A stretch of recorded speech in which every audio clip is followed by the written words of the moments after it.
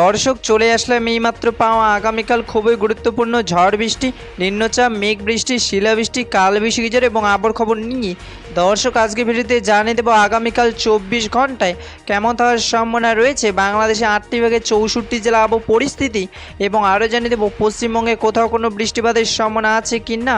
দর্শক আপনি যদি আমাদের চ্যানেলে নতুন দর্শক হয়ে থাকেন তাহলে চ্যানেলটিকে সাবস্ক্রাইব করে পাশে থাকা বেল আইকনটি অন করে দিন। তো চলুন এবার জেনে নিই এক নজরে। দর্শক এবার সরাসরি চলে আসলে মেঘ বৃষ্টির স্যাটেলাইট পূর্বচিত্রে এবং এই মুহূর্তে দেখতে পাচ্ছি আজ এবং আগামীকাল 24 ঘন্টায় বাংলাদেশে 8টি বিভাগে 64 জেলা আকাশ মেঘলা থাকার সম্ভাবনা রয়েছে।